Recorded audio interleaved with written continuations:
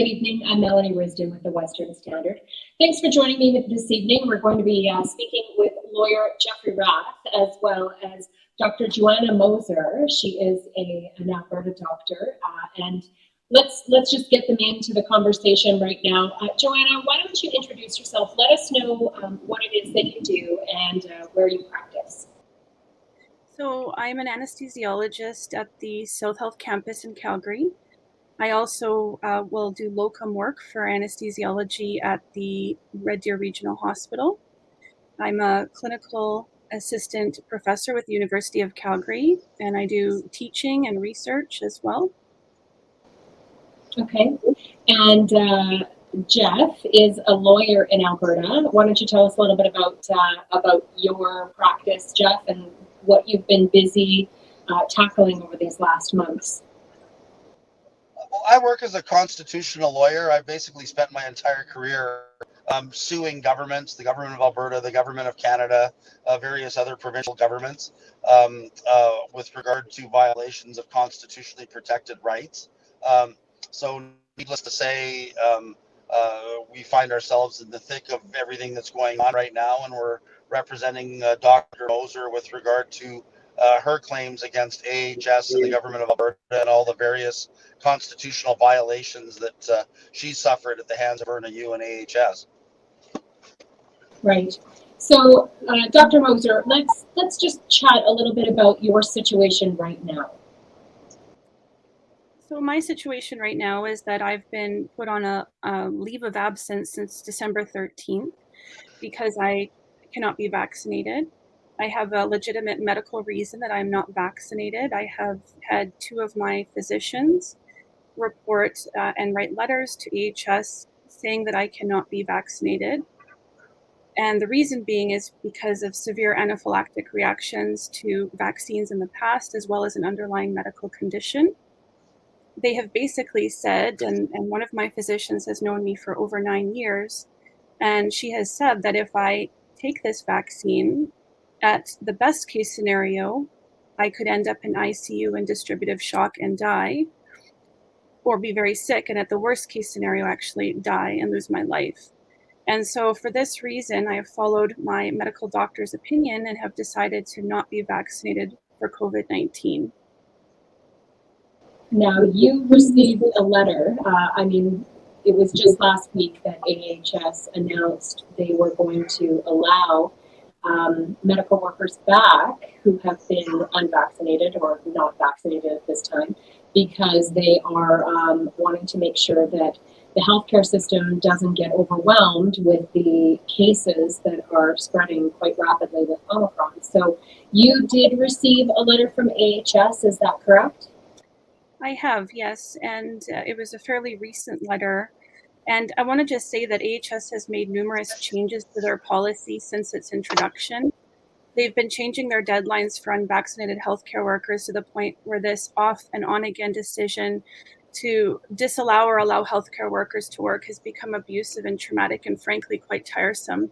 And now there's another change. And my question is, what will happen in March 2022 when AHS revisits their policy again? I really want to know how AHS has come up with this magic March date to reassess their policy. Like, will they decide at that time to end the rapid testing option of the unvaccinated healthcare workers and then proceed again with immediate action against us and report us to the college for unprofessional behavior? This uncertainty and the discrimination that AHS is displaying is very difficult to comprehend in our inclusive society. And Melanie, just to jump in here, like, you really need to get a sense of how stupid all of this is, right? So they've actually initiated disciplinary proceedings against Dr. Moser because she told them and provided 2 letters from 2 different doctors that have said that if she takes the vaccine, it might kill her. So they've actually instituted disciplinary proceedings on the basis that, 1, she wouldn't disclose her vaccine status. Well, that's ridiculous because she told them throughout that she can't get vaccinated because she's deathly allergic, right? And then the second thing is they're saying, well, unless you go see an allergist, right, that can only assess whether you're allergic to one or two of the ingredients in the vaccine, we're not going to recognize your medical exemption, and we're going to treat you as a disciplinary problem, on a going forward basis. I mean, this entire policy and this entire process is being run by a bunch of complete morons. And to be clear, Dina Hinshaw, I was shocked the other day to see that she announced on Twitter that she isn't even properly vaccinated. She's had one shot of AstraZeneca, she's had one shot of Pfizer, and her booster was Moderna. So we have Dina Hinshaw, who's unvaccinated technically, conducting some medical experiment of her own with regard to these vaccines, completely off label, running around threatening to discipline Dr. Moser because Dr. Moser is rightly concerned that if she's injected with these vaccines that she'll go into anaphylactic shock and die. I mean, I can't even express, my disgust at the complete incompetence of the management of AHS from Verna Yu on down. And let's not forget that Dina Hinshaw is on the executive committee. What was the letter stating for you? You had mentioned it was waiving something for you. Well, basically, the letter stated that if we agree to do rapid testing every 48 hours at our own expense, then AHS will waive the immediate action process against us. So they were going to waive as of which date? Yeah, so if we agreed to rapid test every 48 hours at our own expense, then we have to let them know that we are willing to do that by January 3rd, 2022, at which time then we could start working again January 10th, 2022, but that policy would be revisited in March. So at this point, I would like to comment on the rapid tests and their costs for healthcare workers, if it's okay with you. Mm-hmm. So for unvaccinated healthcare workers, and I'm just averaging this because I've seen tests as low as $20 and tests as high as $50 per rapid test. So for unvaccinated healthcare workers, the average cost for each rapid test through a pharmacy is approximately $30 each, and that's required every 48 hours. So multiplied by 15 days, that equals approximately $450 for a 30-day period. And honestly, this is unaffordable for the average healthcare worker. Plus, that healthcare worker needs to arrange for and have the test done on their own personal time. And what happens if a healthcare worker, such as myself, is on call for a 24-hour period, and that test expires at midnight, and there's another 8 hours left in the shift after midnight? Honestly, which pharmacy is open at midnight when you're at work, and how can you leave work on call and go get an updated rapid test? So if an employer is making rapid testing a condition of employment, then shouldn't that employer be responsible for covering the cost of that rapid test and perform that rapid test on site for convenience of that employee?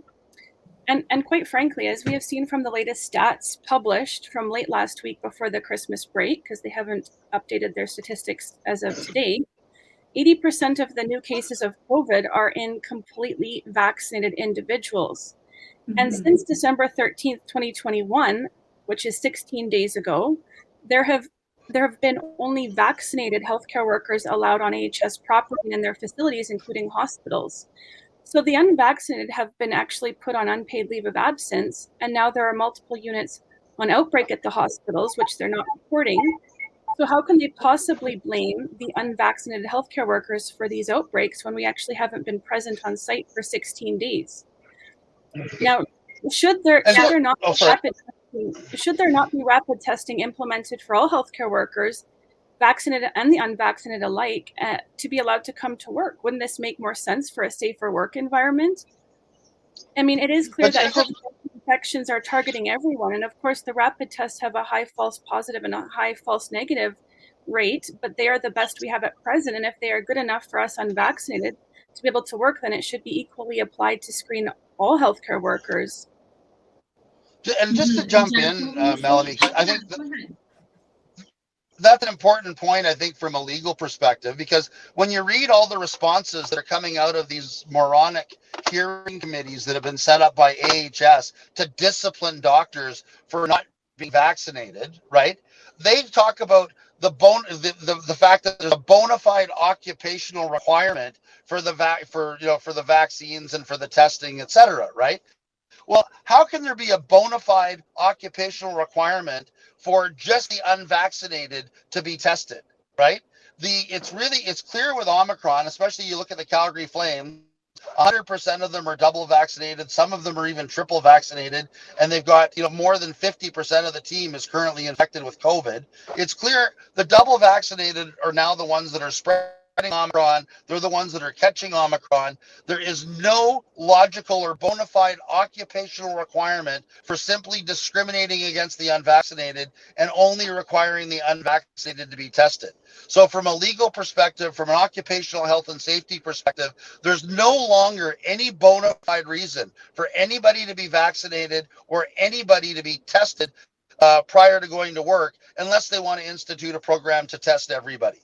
But of course, they don't want to do that because we're still living in this foolish world of, the vaccinated are good, the unvaccinated are bad, and all the good little vaccinated kids got their lollipops, which is the freedom that they have to do whatever they want, whether it makes any sense or not.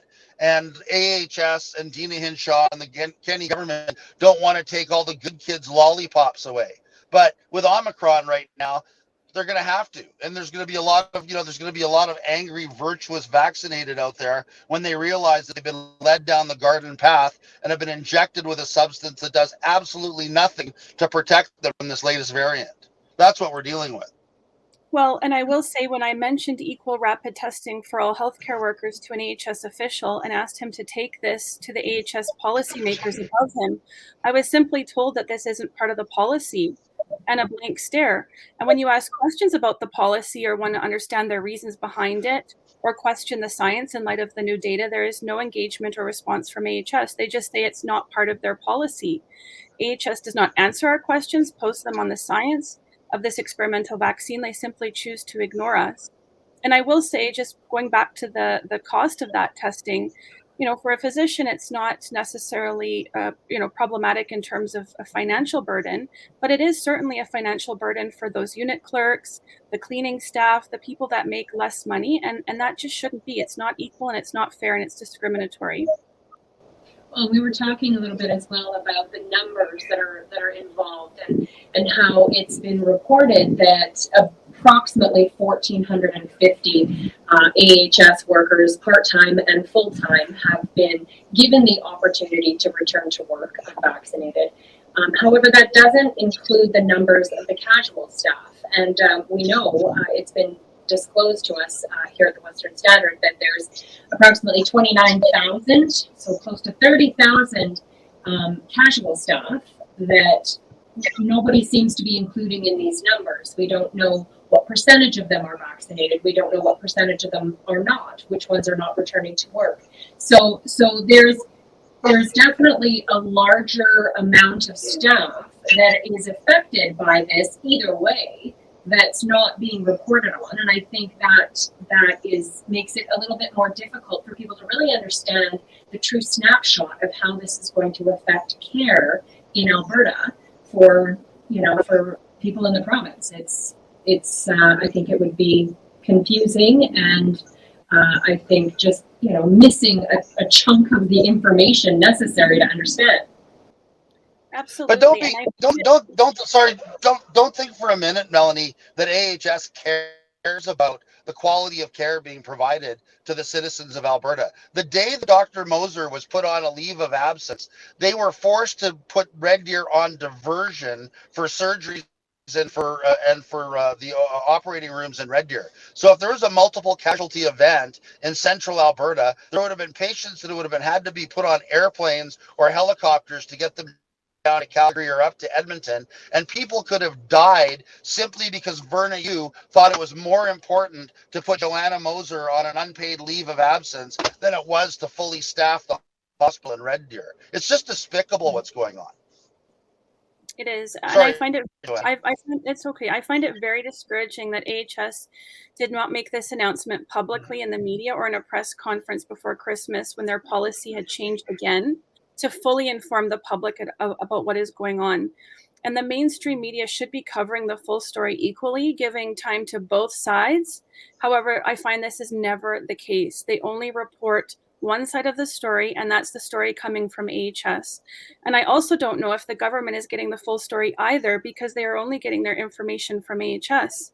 The government needs to start talking to the affected unvaccinated healthcare workers. They've never asked for our side of the story. They've never engaged with us.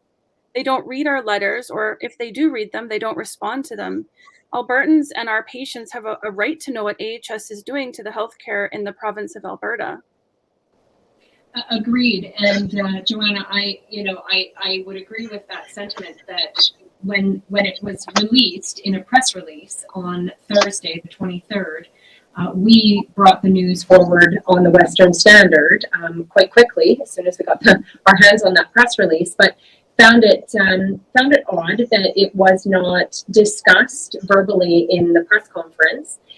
Nor did we, I did some digging the following day and did not find many references to the fact that AHS had sort of backtracked and is now allowing unvaccinated staff back to work.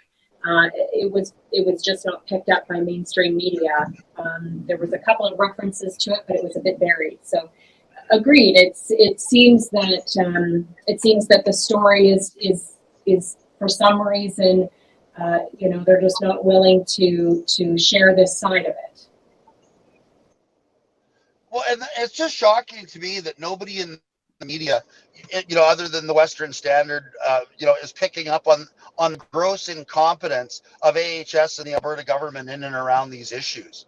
The idea, again, getting back to Dina Hinshaw not being properly vaccinated, well, they're putting doctors out of work, to me just sums the whole thing up. It's just been one big experiment from start to finish. The 16-week spread between shots, then we're back to 8 weeks, then we're at 4 weeks, then we're back at 8 weeks. I mean, they're just making this stuff up as they go along, and they're completely unprepared for the fact that these vaccines do not work. And at the end of the day, Omicron is going to rip through our society. Everybody's going to get over it, and we're not going to need the bloody vaccines anymore. It's this whole thing has just been a debacle from start to finish. And I would like, go ahead, Joanna. I would like to just add about the exceptions or the exemptions that AHS is offering. So they tout that they have exceptions under religious or medical grounds. And to my knowledge, there are very few, if any, exceptions or exemptions granted for medical or religious reasons under their policy. And my question is how can the exception review panel grant or deny medical exceptions that go against a healthcare worker's physician and their recommendations based on knowing their patients for many years? These panels have never met us. They don't know us. They don't have an intimate knowledge of our medical conditions or what we've gone through in the past. And I mean, they're not a doctor potentially. Like if, they could be a midwife on the panel. How are they supposed to assess a patient's medical record, let alone a patient who is also a physician? Similarly, how can the exception review panel grant or deny religious exemptions that go against a healthcare worker's sincerely held religious beliefs? Like, how do these panel members become the healthcare workers' personal physicians or their spiritual leaders? I mean, it blows my mind. And this is not accommodation in a workplace in the society that we live in today. It's just not. It does not meet the definition of accommodation. Well, and Joanna, what are your thoughts on the fact that the Alberta government has announced that they have millions of PCR tests coming that will be distributed for free. However, when it comes to the unvaccinated staff through AHS, the expectation is that those tests be personally covered. Yeah, so we can't use those tests. We can't buy a kit or a big box of kits that are, could potentially cost us $8 to $10 a test, or the ones that are free, for example. We actually have to make an appointment, go to a pharmacy, spend, time in a lineup, potentially wait 15 minutes for a test to get a piece of paper to tell us that we are negative, and then give that to our employer. Now, they did say in the letter that all of those details aren't worked out, but they did say that it has to be specifically a Health Canada approved and AHS approved test. So, I mean, I don't know exactly which test they're going to make me take, which pharmacy they're going to make me go to. Do I even have a choice with regards to that? That information is not necessarily completely clear, but what I do know is that I have to actually go to a pharmacy and have a piece of paper. I can't just bring my actual kit and say, hey, I only got one line and I should be good to go. And just to And jump what in were on you that, Melanie, going to keep in ask that? mind, Yeah. yeah, keep in mind, Dr. Moser is a Royal Fellow Certified Anesthesiologist. Okay, so Royal College of Physicians of Canada, certified anesthesiologist. So she's licensed to administer narcotics, anesthesia, et cetera, et cetera. But AHS won't trust her to do a home COVID test. I mean, it's clear that this is just about coercion. It's about making people's lives as miserable as possible so that they'll give in and get the vaccine against their will. That's all this is from start to finish. That's why they're doing this. It's this let's continue to make the lives of the unvaccinated, whether they have a legitimate reason for being unvaccinated or not, as miserable as possible so that we can achieve 100% compliance with Dr. Hinshaw's will. It's just despicable what they're doing. And Yeah, go ahead. at the end of that letter that basically allows me to rapid test, they do mention that their goal and their policy is still for 100%, vaccination compliance. And so that is stated within the last paragraph of their letter again. So, they're allowing this for a period of time. And then what happens after that 3-month period? Are we going to be back in the very same situation we were December 13th? That's the other issue here. It's like, oh, well, we're going to have these healthcare workers come back because we're afraid we might get overrun, by Omicron. It's not out of concern for these people. It's not out of concern for the thousands and thousands of healthcare workers who literally risked their lives for all of us throughout, the first wave of COVID. No, it's all about what suits AHS, and AHS, all it cares about is making people bend to their will. Like, it reminds me of that chubby little Eric Cartman character in South Park, jumping up and down, throwing a tantrum, saying, "You will respect my authority." That's what this is about. It's just a childish tantrum being thrown by AHS to force people to be vaccinated against their will, contrary to the College of Physicians and Surgeons standard of care in Alberta, which calls for informed consent, with the emphasis on consent. Right. And, I want to point out, because it's been pointed out to me a number of times, that these directives and these decisions are sort of coming down from Alberta Health to AHS. It kind of seems a blurry line to me, but as I understand it, AHS has been advised by Alberta Health or the Alberta government to allow these medical workers back, even though they are unvaccinated. So as much as we are sort of discussing this being an AHS issue, as I understand it, it is also at the instruction of what comes down from the Alberta government. And again, it becomes a very blurry line because Dr. Verna, you is part of AHS, but I believe Dr. Hinshaw is part of the ministry. So Dr. Hinshaw sits on the executive committee of AHS. That was something we were cross-examining one of the AHS officials on a week or two ago. So Dr. Hinshaw is actually part of AHS and part of the executive committee making decisions to implement the guidance of the so-called scientific advisory group of AHS. This is the same group that's denying Albertans ivermectin. This is the same group that is saying that natural immunity isn't as good as vaccinated immunity. This is the group of basically vaccine salesmen that have been running the failed policies of AHS and the government of Alberta from the get-go on COVID. And when we've asked them questions about their science behind these vaccinations, posed their questions, shown them research articles, shown them research papers from across the world, we don't get a response. We've asked for open dialogue. We've asked to discuss this as clinicians, as scientists, and they refuse to come to the table and meet with us. They only promote big pharma and the vaccinations, which, in today's day in society, we should at least have an open and honest conversation and hear both sides of the story so that we can, take care of our patients. At the end of the day, that's what it's about, is taking care of our patients and being able to run a healthcare system that protects the integrity of all.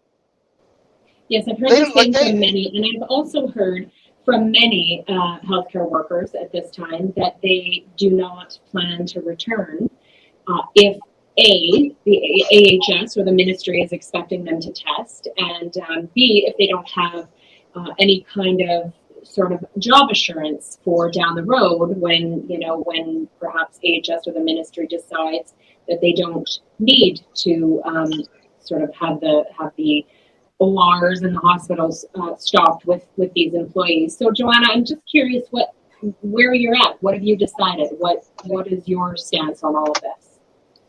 Well, I will just say that, throughout this attack from AHS on unvaccinated healthcare workers, we've lost a large majority of not only the casual people, but nurses and physicians that have just said, you know what, we're going to retire. We don't need this. We're in a few years of retirement. We don't need this. We're leaving. So that has diminished the denominator substantially in terms of compliance with their policy. Mm-hmm. And there are a lot of nurses that I've spoken to, and even some physicians that are just saying, no, we're not going to accept their offer. Let them continue with immediate action. They, at this point in time, I really want assurance that in March, I am not just going to be another number, be reported to the college for unprofessional behavior and have immediate action taken against me to take away my privileges.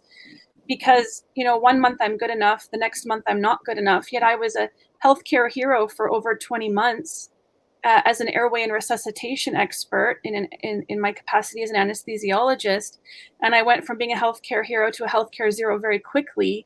And that kind of changed on a monthly basis. And so the amount of trauma that has been suffered by those of us who have been let go, put back on, been let go is just, it's terrible. It's ridiculous. So in terms of my decision, I'm still thinking about what I should do. I really think that, we have to have assurances that in March, this is not going to be the end of us again.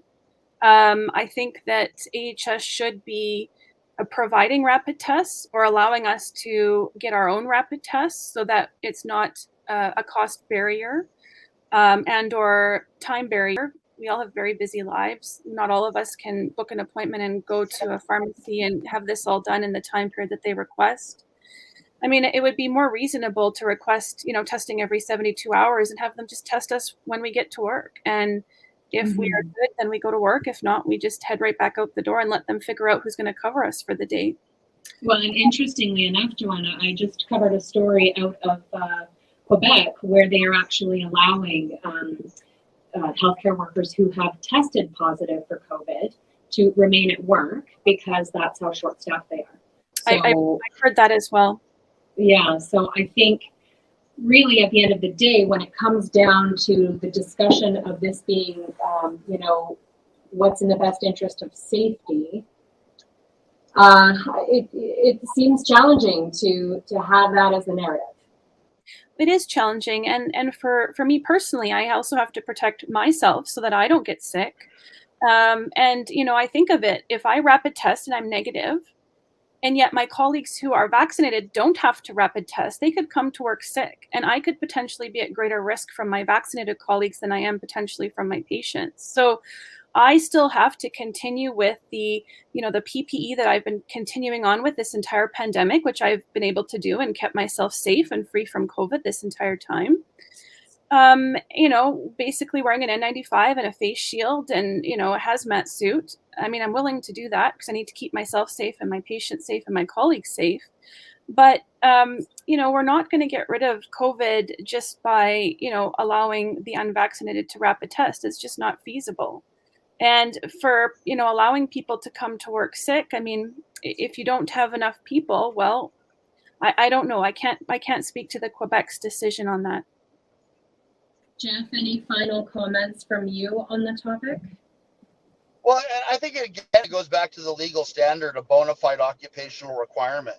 The simple fact of the matter is, given that Omicron was brought to Canada by the vaccinated, is being spread in Canada by the vaccinated, currently within our hospitals, to the extent that we have any outbreaks or any spread, it's being done by the vaccinated, not the unvaccinated, right? There is no bona fide occupational requirement for anybody to be vaccinated anymore after Omicron, and certainly if the vaccinated are the ones that are spreading it right now, to discriminate against the unvaccinated and only have the unvaccinated rapid test as a condition to go to work is one of the most foolish things I've ever heard of from a public health perspective. And again, this has more to do with punishing the unvaccinated to force them into taking a vaccine that doesn't work than it does good public health policy. This is just another example of Dina Hinshaw and Verna Yu not having a clue as to what they're doing,